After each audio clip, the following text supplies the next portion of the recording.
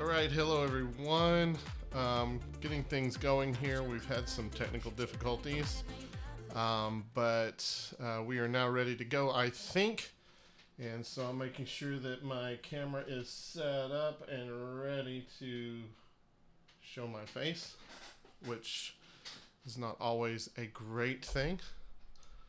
But here I am. You don't need to see my text messages, that's for sure. All right, here we go.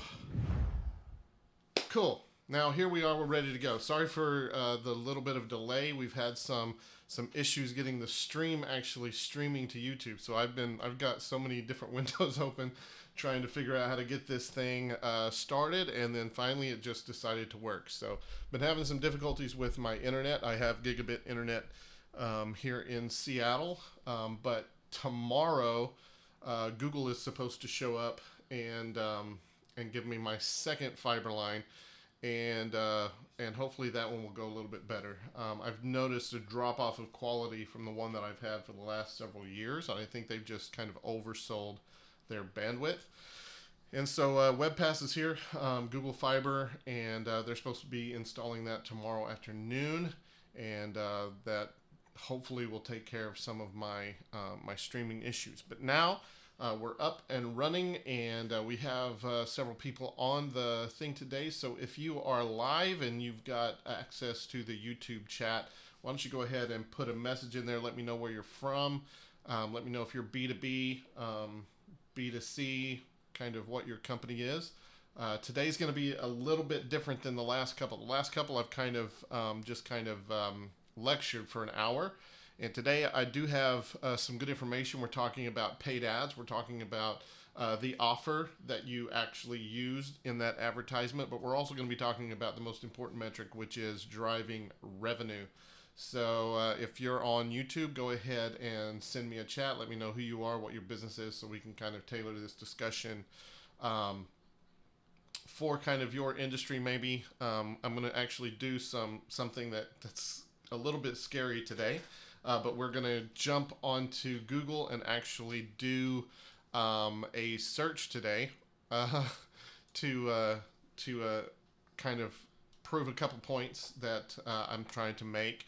And so if you let me know your industry, we'll do that. Hopefully we won't pick on your company if it comes up, but doing things live is always interesting. Anyway, if there's no questions, no problems, if everyone can hear me okay, I'm just going to jump right into it, and we'll see where we get to today, talking about paid ads.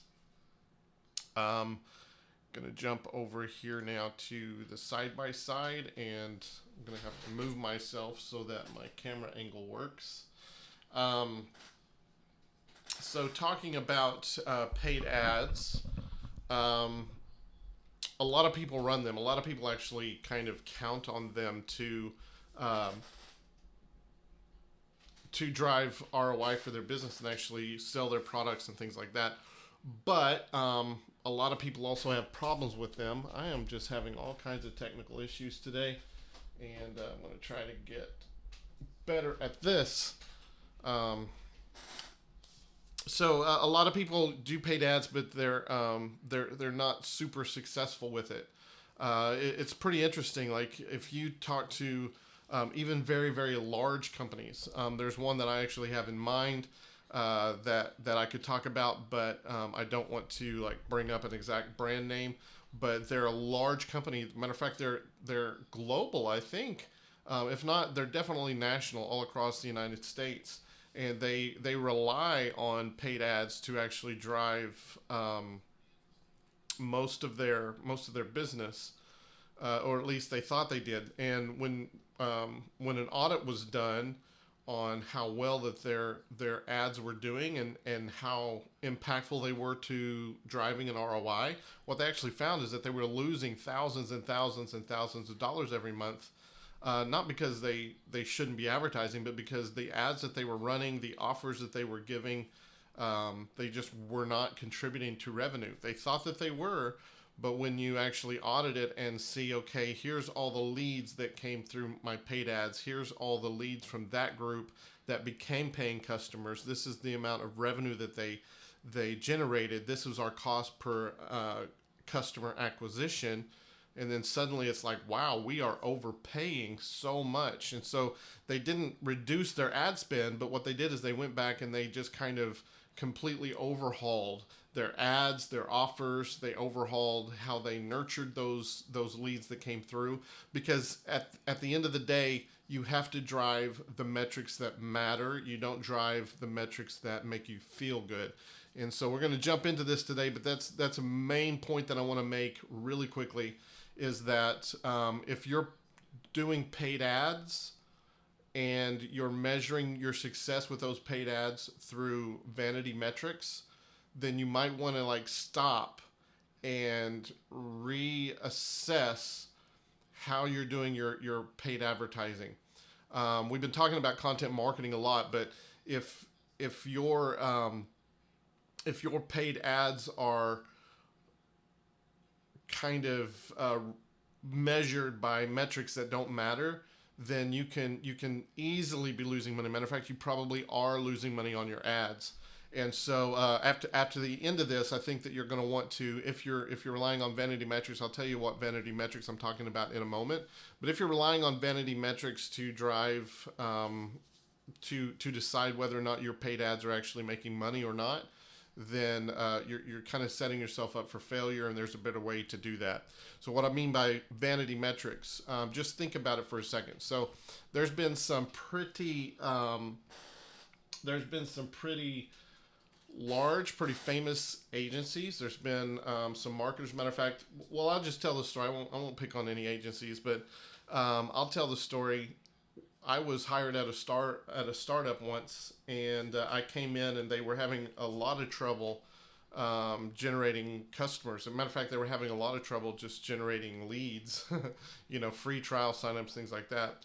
And after I got there, what I learned was the guy that worked before me. So they fired a guy and they hired me, and the reason they did that is because they were having their board meetings and everything, and they were super excited about all of these new signups, all of these new leads that they were generating, all the website traffic that they were generating.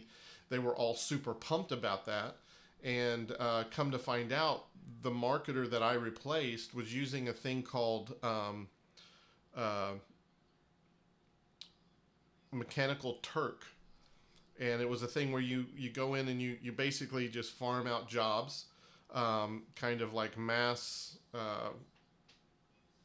farm out jobs where people would earn 2 cents, 1 cent, whatever, if they would click this link, and then another couple cents if they signed up and everything. What they discovered is that all of this traffic coming through that they were all excited about, all these leads and customers leads coming in and all the traffic coming in was all fake, right? And so since it was fake, they weren't driving any revenue.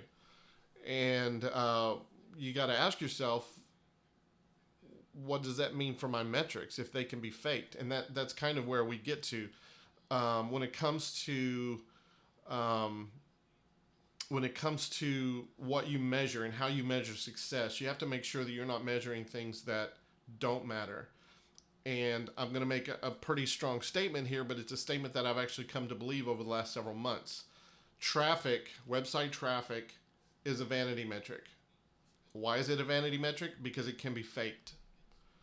You can buy it, basically. You can buy it legitimately through ads, which we're talking about today, or you can buy it illegitimately through tools like the Mechanical Turk, and you can get all kinds of stuff coming. You can actually go out there. There is services that will sell you so much traffic to your website. and they charge, $100, $200, and then they'll promise you get 200,000 visits to your website. You go to blackhatworld.com and you can buy them all day long. And a lot of people have done that. The question is why? What good does traffic do if they're not going to actually open their wallet and pay you money? So traffic is a vanity metric because it can be faked. It can be misleading. And what's weird is that we have a client that is very regional. They're not nationwide. They're in this one tiny little pocket of America, and we do all of our marketing is kind of local marketing, and all of the forms where you sign up and become a customer, they all say, we're in this area and we're this only. We're not that. We're not that. We're not that. And it's amazing how many people from India, Pakistan, Australia, Spain come in like requesting quotes, and it's like, we're not in Spain. And I don't know any way around like how to solve that problem, because we're putting it everywhere that we are this area only. But it just points back to the fact that the metric of traffic is not pure. Therefore, it can very much be a vanity metric. And then the second step of that, most people, they measure their traffic and they're like, yay, our traffic is going up. And that's great. We measure traffic too, but we don't base our success on it anymore. At least I don't. And then the second thing is leads. Well, we got traffic and we want to turn that traffic into leads. So we've got lead magnets. We got these offers all over the place. And then we're measuring leads. But leads can also be a vanity metric because they can be faked. I can go out and I can pay someone money and drive hundreds and thousands of new leads. These are people entering their name and email address and downloading. Matter of fact, you can even go and buy leads. It's a vanity metric because just because you've generated a 20% increase in leads month over month doesn't mean that you've generated 20% more possible buyers. It just means that you got more contacts. And if that's the case, then leads becomes a vanity metric. In the kind of tier of metrics that marketers care about, the first one that cannot be faked, at least easily, the one that cannot be faked is qualified leads, marketing qualified, or even better, sales qualified. Those are the ones, like if you have marketing qualified leads, what that says is that they are the kind of person that buys and they have the ability to buy from you. If they're the kind of people that can buy and they're the kind of people that do buy, that is a qualified lead. That's the only thing that you can't fake, right? You cannot fake genuine qualified leads. And so when it comes to like paid ads, you gotta consider, am I grading my performance on a metric that doesn't matter, or am I grading my performance on a metric that does matter? And so I'm going to jump into this, but that's I wanted to explain, what vanity metrics go a lot deeper into the funnel than a lot of people want to admit, because when the marketer has to go to the boss and say, all of these numbers that I've been bragging about for years, this traffic increase, doesn't really matter because it's all coming from unqualified sources. That's an uncomfortable conversation. And when you have to go into the board and say, we've been driving 30% month over month growth in our lead generation, but when it comes to qualified lead, it's more like 1 or 2%. That's not a fun conversation to have. And so we need to measure our success based on the things that actually matter to revenue. So let's jump into this now. How do you measure ROI? There's only one metric that matters, and that is revenue. Now, it depends on your business model. It depends on kind of the buying cycle, but you have to be able, through your paid ads, if you're going to drive a positive ROI, it's not just, a lifetime value of the customer is $2,000. Therefore, I can pay $1,999 and still make money. No, you can't, because you have a lot of overheads as well. You've got employees to pay.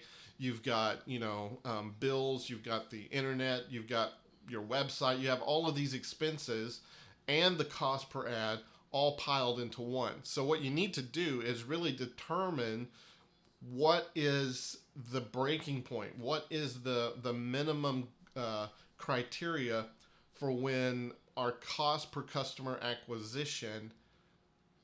What's the maximum it can go to actually make that lead profitable? And that's a lot of kind of internal searching or whatever. But once you have that, then you know that out of all of the ads that I have, here are the ones that became customers. Now let's look at how much we spent versus how many customers that we got, and is that cost per customer acquisition below that minimum criteria? And if so, then we're generating a positive ROI, and then you can actually measure, is that positive ROI actually good enough? Can we scale it? Can we make it better? And that's when paid ads gets really fun. Here's the way most B2B ads work.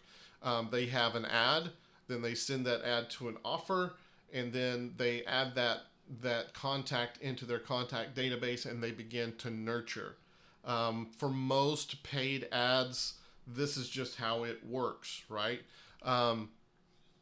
And it's kind of based on what I believe is an outdated system. We've been talking about this a lot, and the reason I'm kind of circling back around to this is because I think there's a massive shift, not in how we market, but how people want to be marketed to, and therefore that's going to cause a shift in how we market. But marketers are always 2 or 3 steps behind the consumer or the buyer, and that's what we're talking about today, catching up with our paid ad strategies so that we match what the customers actually want in this day and time. It's going to mirror very much what we talked about in the content marketing workshops, and now applying that to the paid ad workshop.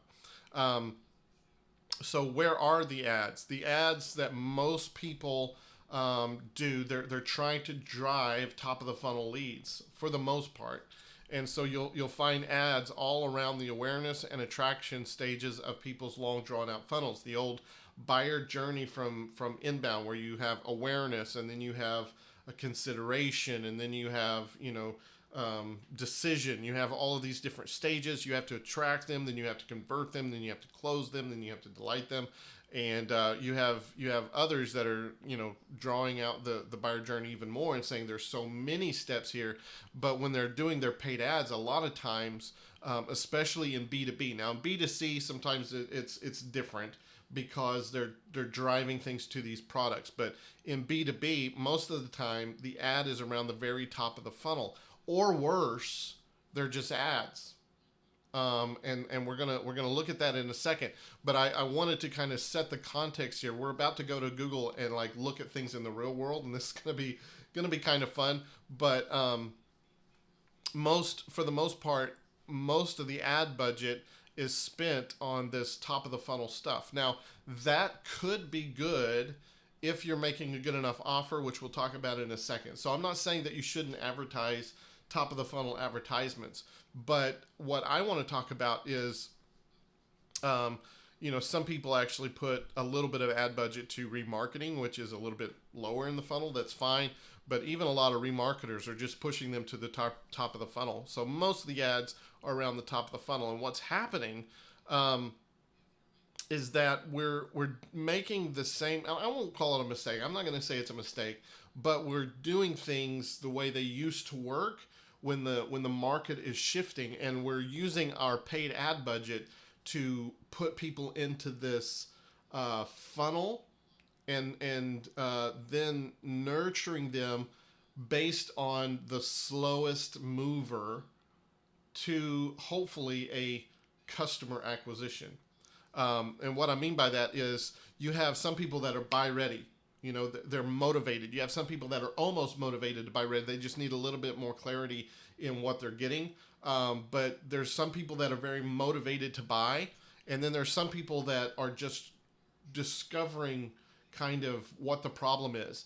And the old inbound way is to find the people at the very beginning of that journey that are not buy ready, but start getting their attention when they're trying to discover what they should buy. And then when they get to the end, then you're going to have their attention, therefore you'll turn them into customers. And so we started building our nurturing systems. We started building our funnel, our email series, our workflows, everything around facilitating the slowest mover, the unmotivated buyer. And for a while it worked because everyone was unmotivated. Nobody wanted to talk to a salesperson until they had already made their decision. So someone that was giving them all the information up front was winning, and the ones that tried to close the sale too early were losing. But now that's shifting, and our paid ads are falling behind what the market actually wants. And let's talk about that for a little second. The market is moving faster. More people are motivated to buy.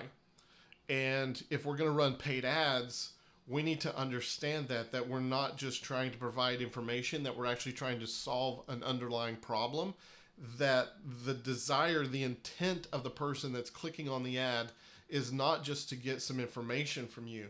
The intent of the person clicking on the ad is to solve, maybe if it's a top of the funnel ad, not the thing that you're offering. They're coming to the thing that you're offering to solve the underlying issue. All right. So this is what a lot of top of the funnel offers look like. And I just pulled this from Unbounce. It's kind of their guide to landing page optimization. So if you got a landing page, this is good. It's kind of old, but this is what everybody's been offering for years, is ebooks and guides and PDFs and checklists and whatever. Download this PDF, download that PDF, and people come and they enter in their name or just email. You can see they're saying get it for a tweet. But this is kind of how it works. We're offering them a lead magnet, a top of the funnel piece of content that really doesn't push the underlying issue any further. But what it does is it answers their immediate concern, right? It does something immediate. And that worked for a long time. But what's happened is that people are asking this question. They want an answer so that they can solve the underlying problem, and they're ready to move. We're seeing a speeding up or a shrinking of the buyer journey from the customer's perspective. That's what they want. They have a problem. They don't want to jump through a bunch of hoops to solve the problem or discover the solution. They want, if they're looking for, what's the best marketing agency, they want to hire a marketing agency. And so the old top of the funnel thing, and I've been preaching this on just about every live stream, but the old top of the funnel, I'm going to take you, you're looking for the best marketing agency, and I'm going to take you, and then I'm going to teach you how to compare and contrast. I'm going to teach you how to evaluate. I'm going to teach you, what's the good and bad side of marketing agencies. I'm going to give you all of this information. So at the end of the road, 2 or 3 weeks later, when you've gone through all this content, you'll be able to make the best decision ever. And we hope, because we've added all this value, that it becomes us. Customers don't want that anymore, for the most part. The entire B2B, B2C, everything is moving over and saying, stop wasting our time. I want to solve this issue. And they'll look up best marketing agencies to get one so that they can buy. And what's happening before is that let's just use ourselves as an example. 5 years ago, we would have created the blog post or the ebook that talked about how to evaluate a marketing agency, and we might have run, since we're doing a paid ad thing today, running paid traffic to that. And we would give them a list of marketing agencies, and we would say, we hope you pick us, right? And then we'd give them an ebook lead magnet asking them, telling them, this is the things that you should look for. And we would try to bend it to, the things that we were really good at, so that we could convert them and turn them into hopefully a paying customer down the road. But what we've learned over the last year, it's really become apparent that when someone's looking for the best inbound marketing agencies or best marketing agencies, their desire is to hire one. So if I can just step in and say, look, I will give you what you're asking for right now, but if you really want to solve the problem that you're headed, to solve, if you really want to just jump to the end of the book and see how it ends, then you need to talk to us, or you need to take this action. And it's really shrinking that funnel down to where now let's say you got a top of the funnel lead and you're taking the top of the funnel to a top of the funnel offer. Um, that top of the funnel offer needs to be able to push them all the way through the bottom of the funnel. That's the difference today. Before it was like, don't get too heavy handed. Don't talk about yourself. Don't be salesy. I actually use that word salesy a lot. You can go back and look at blog posts from like 2006 and 7, and you will see me talking about you do not want to be salesy. That's changed. They don't want slimy sales, but they want you to tell them how you can solve their problem better or different than everybody else. Right? It's positioning. They're wanting you to position yourself and then tell them how you are going to help them solve your problem in a much different or better way than all of the other competition out there. They're wanting that information. So today, if I was to create an ebook about how to evaluate marketing agencies, that ebook is very top of the funnel because someone that doesn't know how to evaluate is not ready to pull the trigger and buy yet. But by the end of the ebook, I want them to be buy ready with me. I want to present it. Every piece of content, every offer, everything that you're running your paid ads to needs to be a presentation of your solution. You might not be exactly talking about your solution in the offer that you give, but that offer needs to lead them to your solution, and not just to say, hey, this is what we offer, but this is why you should buy what we offer. This is how, when you buy what we offer, it's going to solve not the immediate issue, but the underlying issue. I hope that makes sense. If not, you can always enter in your questions into the YouTube chat, and sorry, someone just sent me a message. You can always send your question into the YouTube chat, and I'll get to it at the end. We'll have a time of Q&A at the end. But I've got a little thing here. I'm about to go and do something that I've never done before on live streams. It'll take a second to get this set up, but I'm gonna have to adjust my thing here to give you more screen. Hopefully you can see my whole browser there. I'm just going to look up something, and we're going to look at the ads, we're going to look at the pages, and we're going to take it from not only what the market wants, but how people are how well people are doing their ads. So I'm going to go after my area here, marketing agencies, or just marketing. Oops, I didn't spell that right. Marketing agency. So you see here, I've got some results pulled up, and we've got some that are local. Let's see if we can pull this over here. We got some that are local. We've got they're all local. Go down to the bottom. We have Brain Labs. We've got student marketing, digital marketing services. Let's just come up here to the very top, and we'll talk about the MediaAssociates.com. They're an ad agency. So this is an agency that is delivering ads. Here is a Seattle creative agency, and here's a Seattle-based marketing agency. So let's take this first one here, marketing agency. We'll just go look at their page.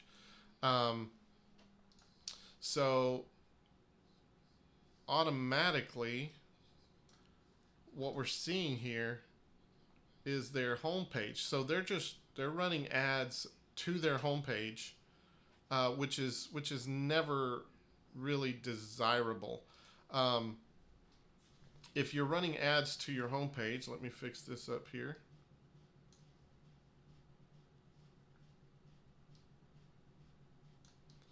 When you're running ads to your homepage is not it's not optimized for the ad experience necessarily, and so I don't ever recommend sending ads to a homepage. This is interesting. This is jumping right into their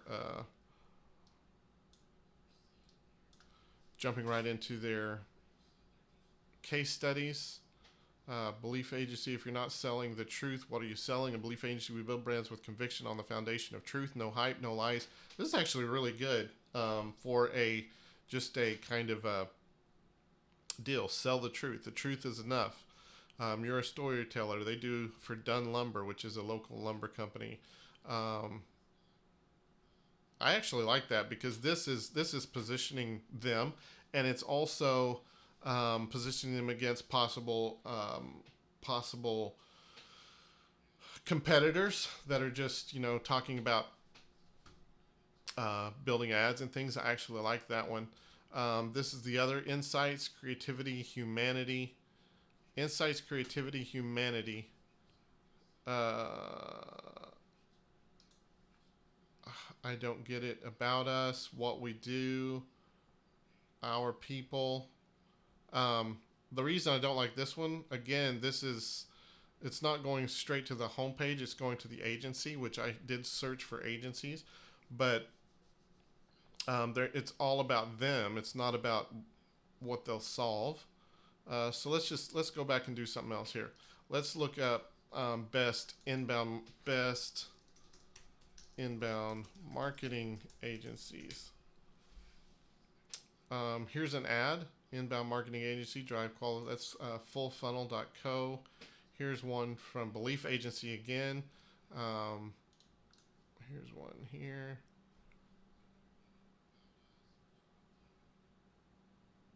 HubSpot agency directory. We are motto. All right. So these, again, this one's going to a straight landing page. And this is really what you should do with paid ads, is that you want to bring them to an offer. That's what we're going to talk about in a moment. When someone clicks on an ad, don't just send them to your homepage, even if it's a general kind of ad. I see a lot of people do this, and it kind of astounds me still, that you're just sending them to a page. Your homepage it's not optimized for an ad performance, because ads work when you're using search ads especially, but we'll talk about where Facebook ads fit in a second. But when you're doing search ads on Google, just like I just clicked on, the ads are triggered by the keyword that's entered into search, and every search keyword is driven by an intent. There's a question behind it. There is a problem that is driving people to type in those words into Google and then click on your ad. They're trying to solve, it's a very specific thing. And when you're sending them just to your homepage, it's just general information.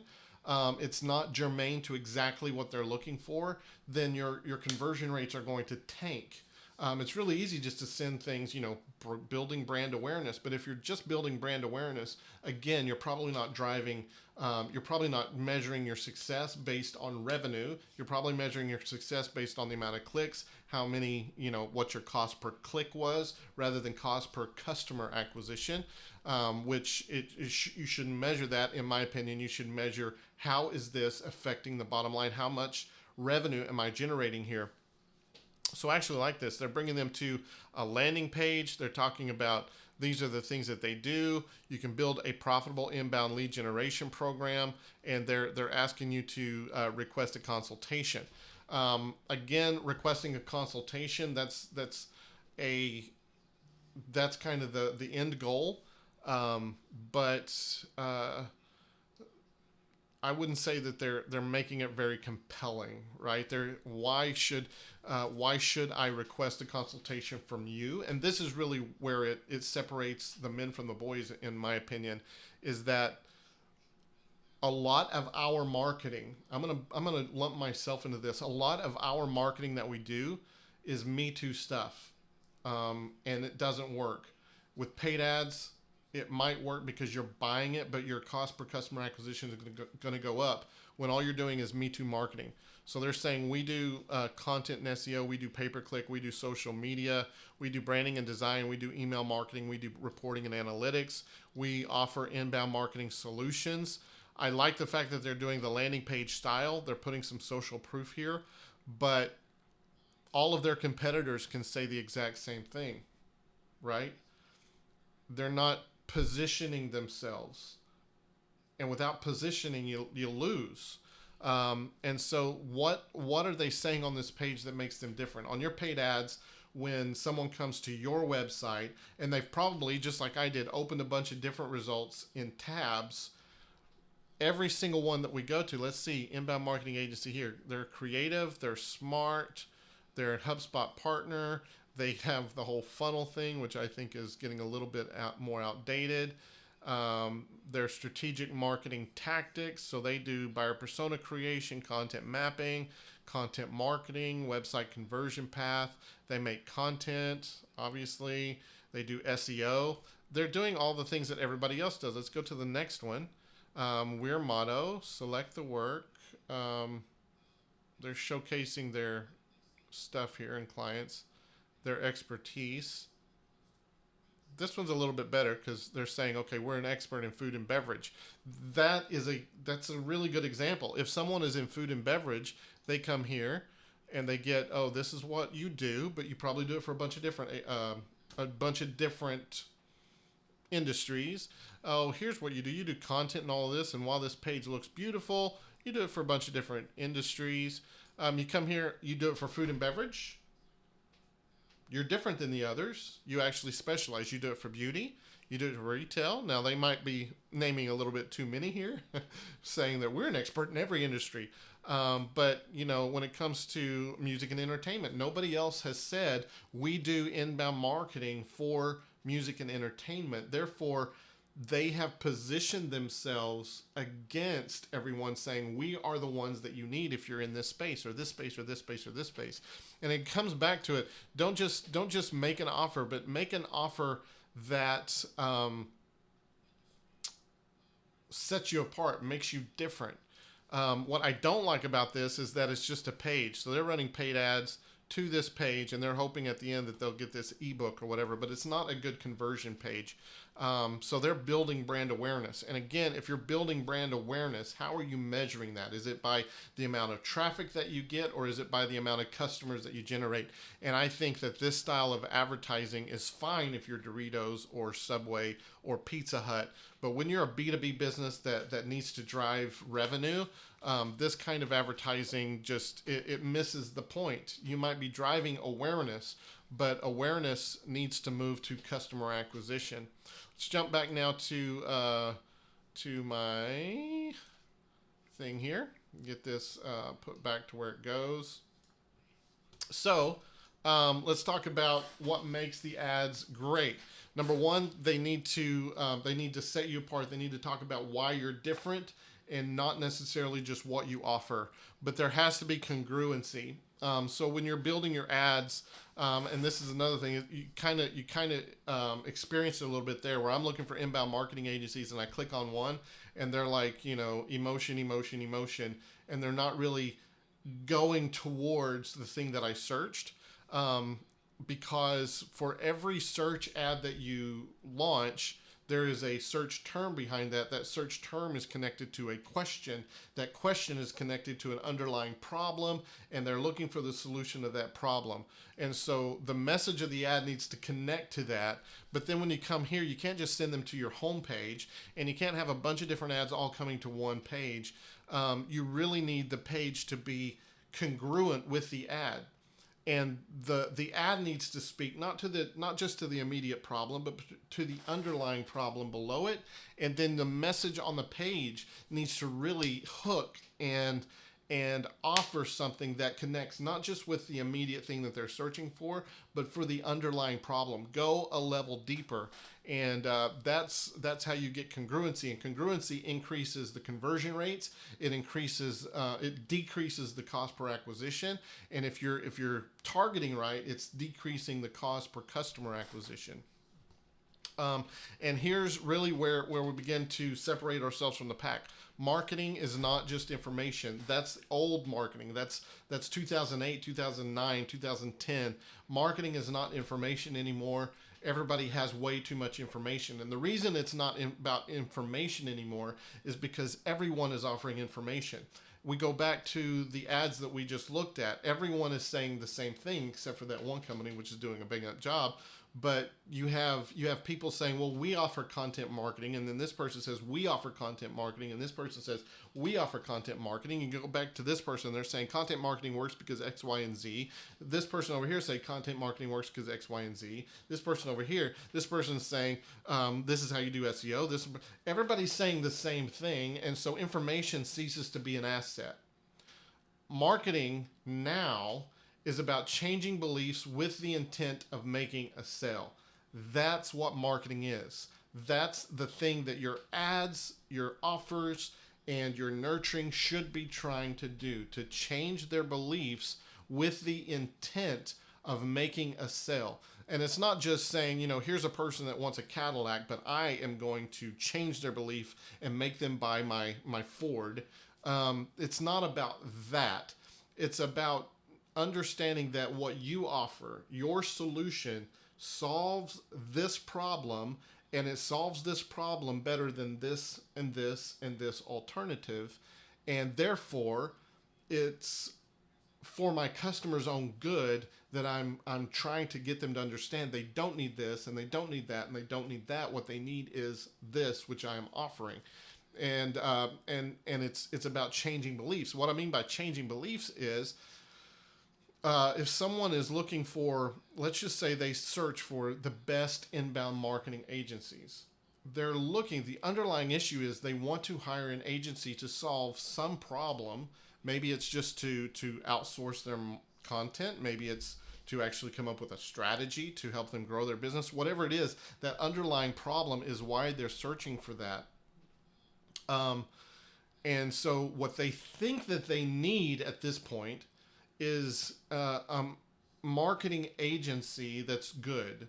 And so they're looking for, when they say best inbound marketing agencies, plural, they're looking for a list. So their idea is, I'm going to get this list. I'm going to look through here. I'm going to see which one jumps out at me, or I'm going to talk to 3 or 4 of them. I'm going to see which one's cheaper, or which one promises more, or which one, maybe understands my industry a little bit more. And then we're going to hire them, and they're going to solve my underlying problem. The way that we get them to pick us is we change their belief with the intent of making a sale. And we need to take them away. If we know that that is their belief pattern when they're making this search and they're coming to this content, we take that and we start to craft a message that challenges their belief that what they need is the list, right? Challenges their belief that what they actually need is to evaluate all these different agencies. We need to challenge that belief. And the way that we do that is to not tell them how we're the same as everybody else, but tell them how we're different and why that difference matters to their underlying problem. When we can do that effectively, there's no reason for them to go check all of these other agencies, because we've just spoken to the thing that they need and we've changed their belief, and now we can make a sell because we actually believe that our solution is going to do them better. So let's just use an example here. The way that I've been talking about content marketing, you can go look at the replays from the last few workshops, is that every piece of content becomes a presentation. When I create an ad for people that are searching for content marketing agencies, I've got to take their belief that what they need is the ability to outsource content creation and maybe just outsource content strategy. So in their mind, people that are searching for that, for better or worse, in their mind, they are saying, I need someone to outsource to. And that's really kind of it's a false belief, because just getting someone to create content doesn't mean that they're going to win.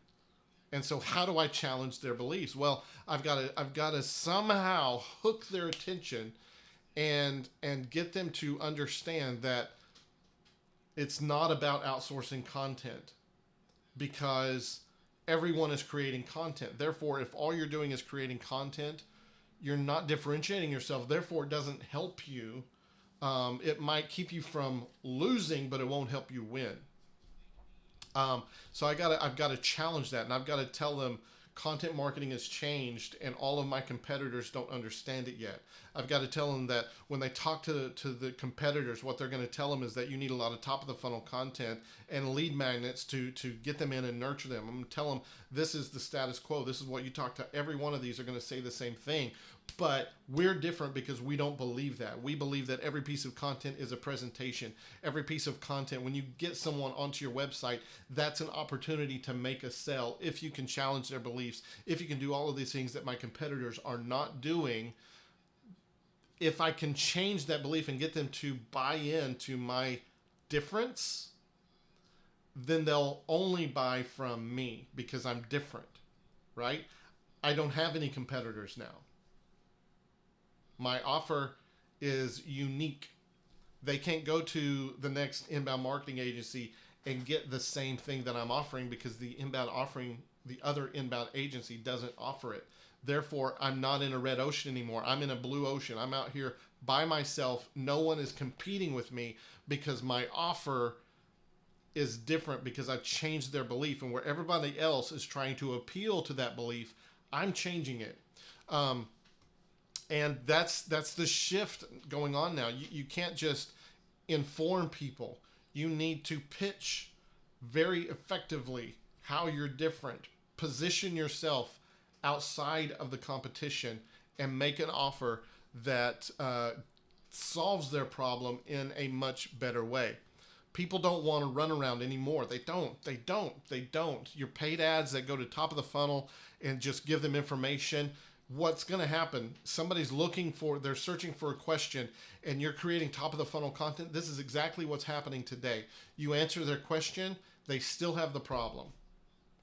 And so they're still going back to Google and maybe they're entering a different search now.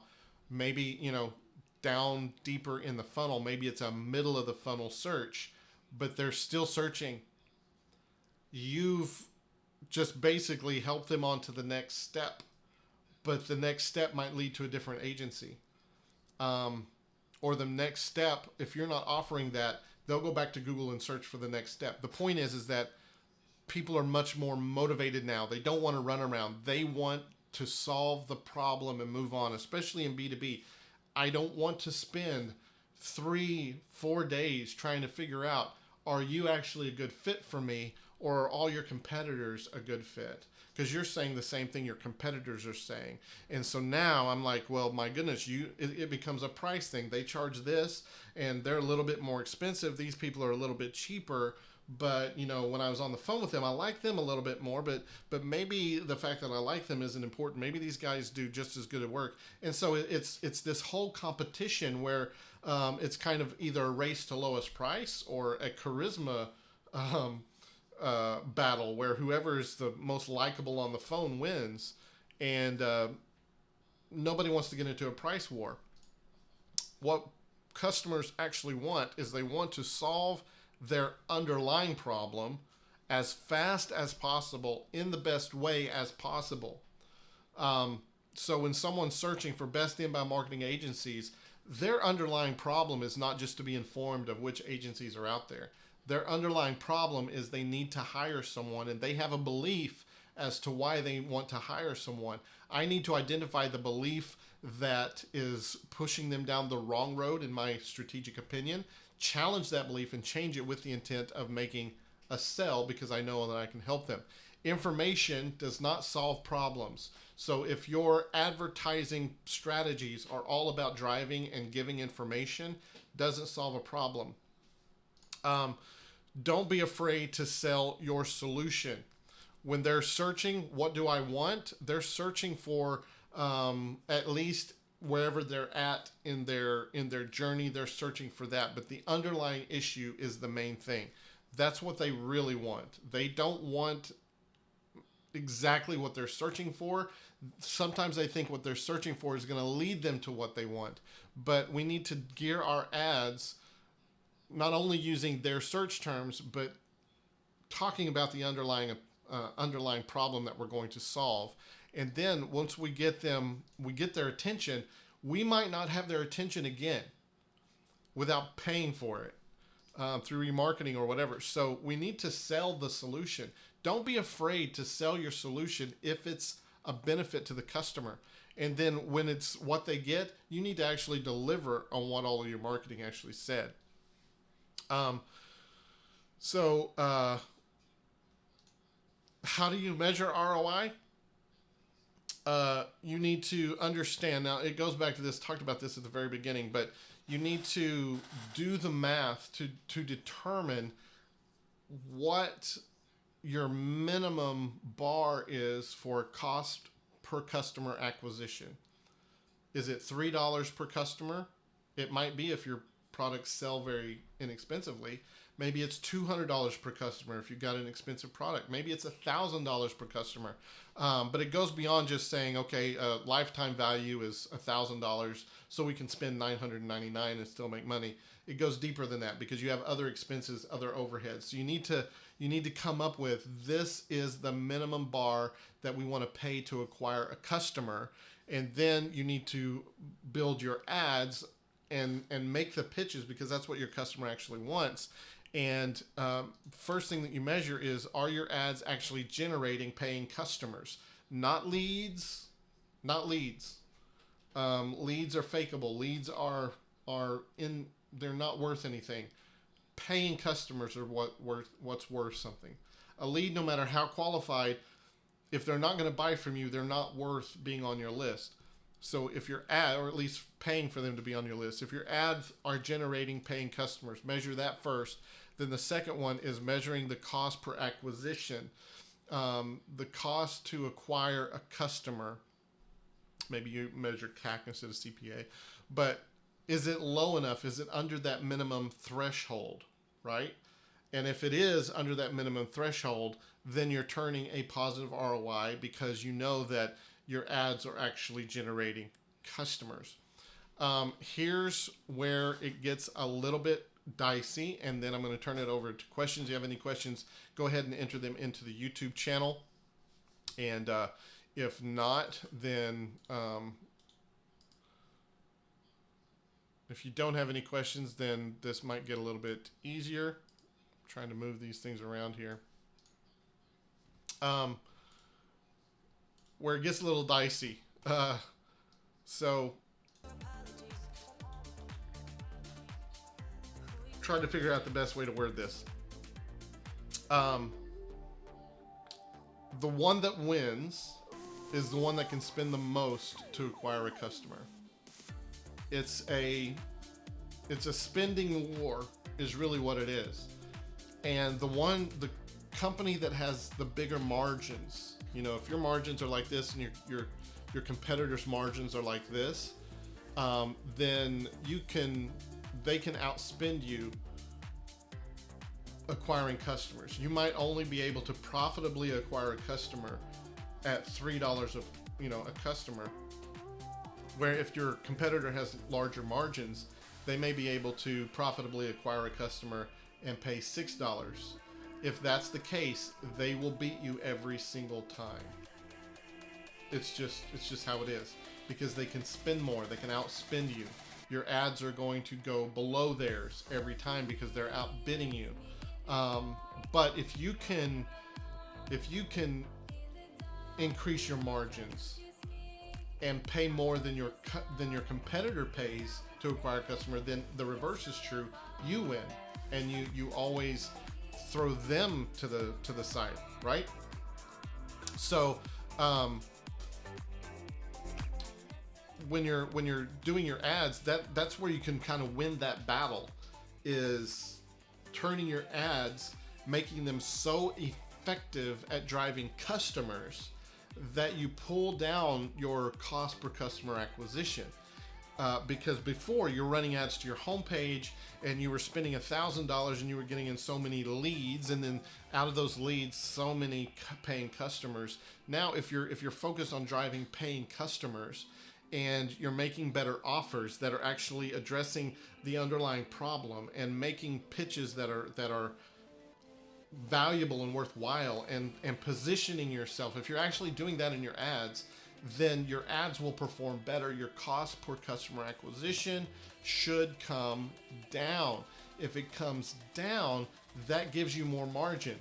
So if you're acquiring a customer at $3 by sending them to your homepage, or sending a bunch of different ads to a single offer, or sending a bunch of things to the top of the funnel and then trying to nurture them over time and doing all this, if you throw all that out the window and decide, you know what, I'm going to make my advertisement speak to the underlying issue, and then I'm going to make my offer actually speak to the underlying issue and how to solve it and positioning, then my ads are going to perform better when it comes to driving customers.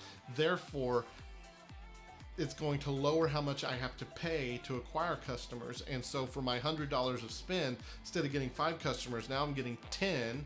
So now I can either enjoy, if I'm winning, I can enjoy the extra revenue, or I can double my spend.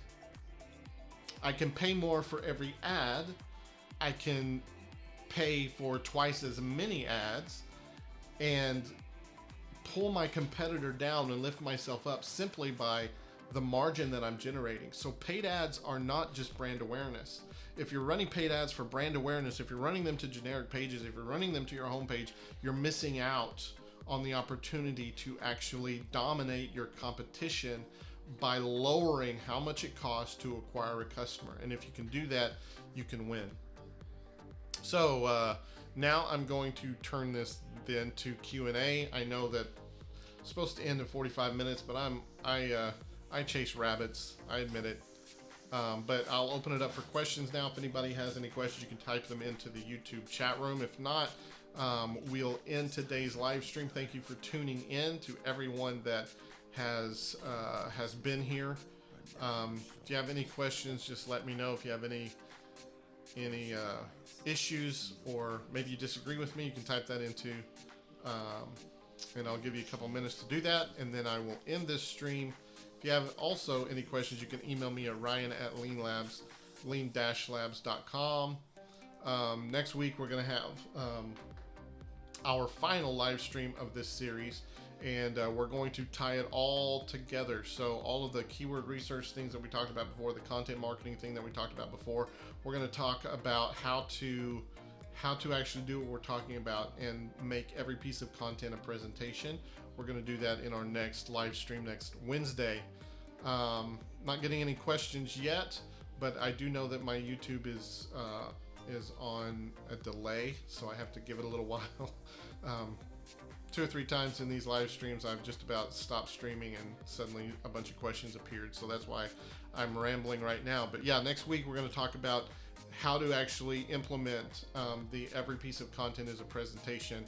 And I'm going to have my team on so that we can all kind of get aligned around that. It's going to be a good time. But it's all about pattern interrupts. So if you've ever read anything from like Tony Robbins, I think that's his name. Yeah, Anthony Robbins, Tony Robbins, talking about pattern interrupts. That's part of it. All right, well, I am not seeing any questions come through, so I'm going to end this stream. Thank you, everyone, for tuning in today.